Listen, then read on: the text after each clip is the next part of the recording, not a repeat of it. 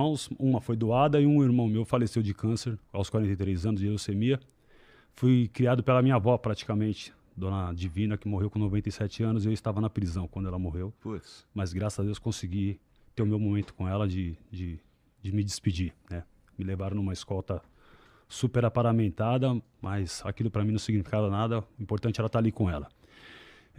De uma relação um pouco conturbada com a minha mãe, em razão de ser o filho mais velho, e ter, lógico, logo cedo ter desenvolvido um senso crítico. Fala, pô, por que a minha mãe tem um namorado, depois tem outro, eu tenho um irmão, tenho outro irmão, todos os irmãos por parte de pai, de mãe e não por parte de pai. Entendi. Então já começa a desenhar uma vida totalmente desestabilizada.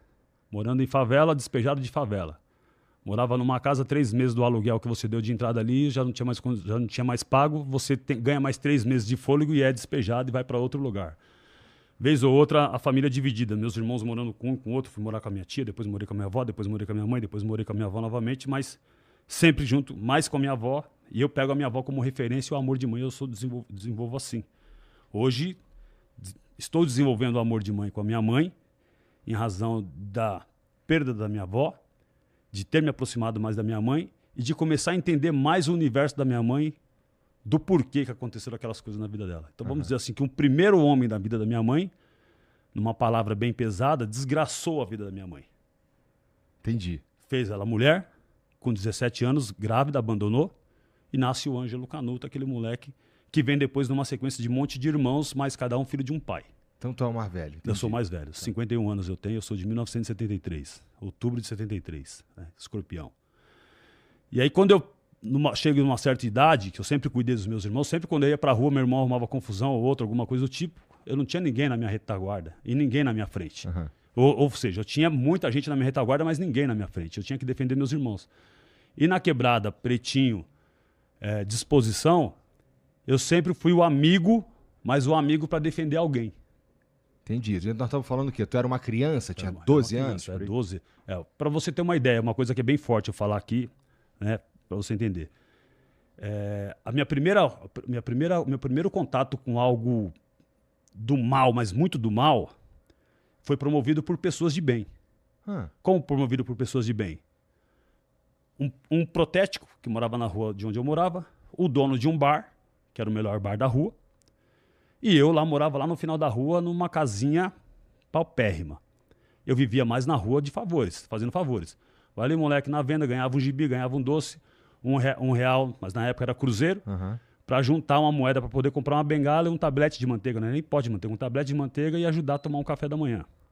Então essas pessoas que eu fazia favor, tinha muita gente boa. Esses caras também, para mim, na minha visão, eram gente boa. Mas hoje, com o senso crítico que tenho, eu entendo que esses caras me inseriram para o mundo do mal. Como? Eu era um moleque que ficava até tarde na rua, chegava em casa só para deitar e dormir, porque estava sempre na esperança de ganhar alguma coisa ou comer alguma coisa doada.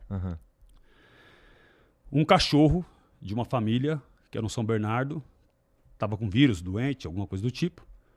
Colocaram esse cachorro dentro de uma Kombi e me pegaram na rua como um moleque. Falei, vamos ali. Sabe aquele moleque corajoso, que sempre fazia tudo e tal? Vamos ali. Levaram esse cachorro numa manta pro mato e eu fui levado até esse cachorro e falaram, vai lá, esse cachorro tem que morrer. E eu dei umas caibradas nesse cachorro.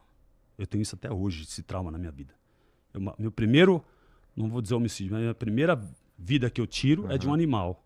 E que eu gosto muito, eu tenho um cachorro, amo cachorro.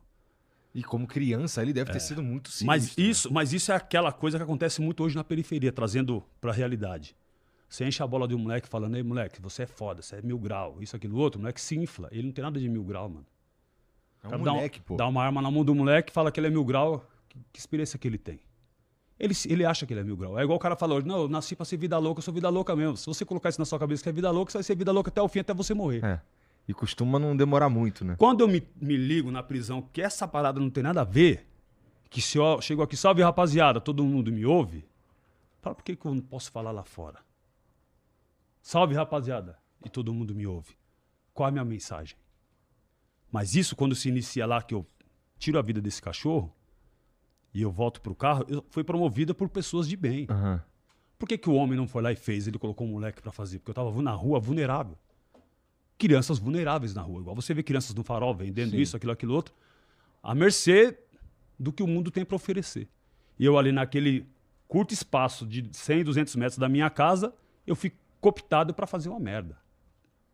Sim. E isso sempre, em outros insights na minha vida, quando na vida louca, já vivendo intensamente, nessas paradas de ouvido ou morre ou mata, essa imagem sempre vem na minha mente. Do cachorro. Do cachorro. Caralho. Da disposição. Eu senti as mesmas friezas, inclusive na polícia, aquela mesma frieza que eu tive enquanto moleque andando naquela trilha de mato, desembrulhando aquele corpo daquele cachorro com um pano e dando 2, 3 pauladas na cabeça daquele cachorro com cabra, que quase eu não aguentava o peso do cabra, porque eu era franzino, mas dei. Por quê? Porque falaram que eu era foda. Me enganaram. Por que não falaram, moleque, vem cá, você é foda. Vou te colocar numa escola pra você fazer um curso, você não tem família, eu vou te ajudar. Então me fizeram lá e largaram. E aí eu jogava bilhar pra cacete, porque eu ficava o dia inteiro na beira do boteco jogando bilhar. Sobrava uma bola, dava uma atacada. O outro perdeu lá, jogava as fichas, eu pegava outro moleque e jogava. Então essa era a minha vida, jogar dominó ali, fazendo favores e vendo tudo o que tá acontecendo. Lógico que naquela época era anos 80, hoje é totalmente diferente. Mas as propostas, o ser humano continua o mesmo, fazendo diversas propostas, iludindo a molecada.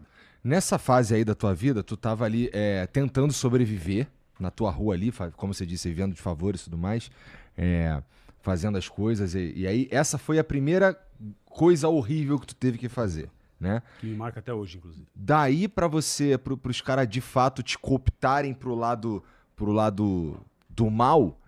Efetivamente, profissional do crime. Demora muito tempo, cara. Porque você tinha o quê? 12, 13 anos 12, aí? 13 anos. Aí eu sempre estudei ali no Colégio João de Lima Paiva, da prefeitura.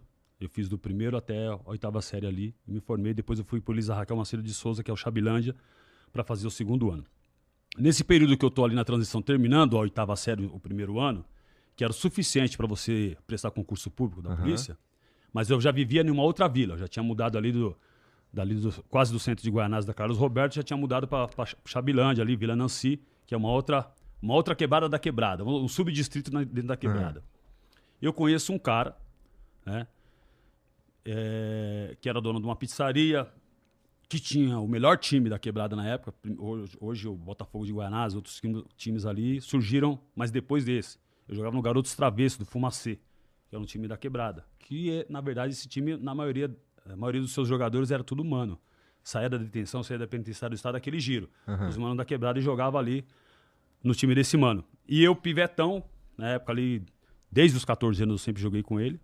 Ele brigava até com o Sarão, o moleque vai entrar. Ele me bancava, tirava uma chuteira, dividia a chuteira com outros e tal, e jogava. E fui crescendo naquele métier. Quando eu chego ali para 17, para 18 anos, ele é o cara que mandava perder de vista. Não é igual hoje, que tem uma biqueira aqui, outra biqueira ali, quem manda ali, quem manda. Crime organizado. O crime organizado existia naquela época pela organização do cara que era os frente. Que eram os caras à frente. Então o cara, ele mandava de Guaianazes ali, naquele entorno, a perder de vista.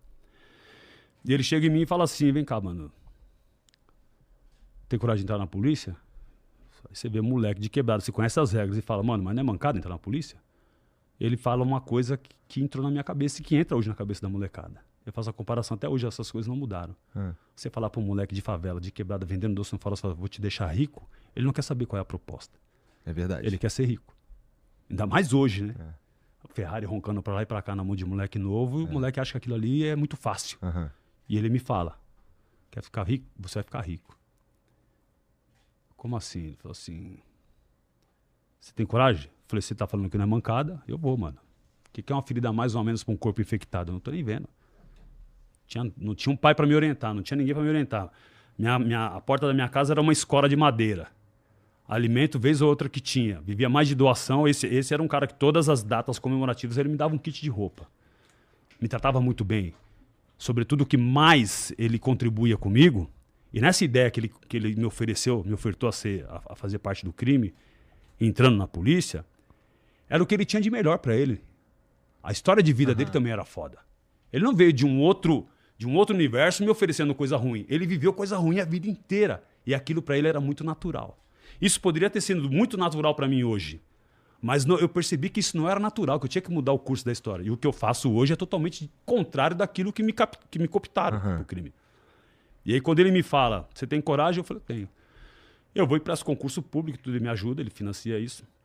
Presto concurso público. No primeiro momento eu sou reprovado porque eu tinha desvio de septo nasal. Passei em tudo de desvio de septo nasal. Ele também não tinha essa visão tão empreendedora nisso. Eu saio, mas aquela ideia já está encurtida na minha cabeça. Eu entro numa empresa como auxiliar de expedição, numa empresa de jeans, tecelagem.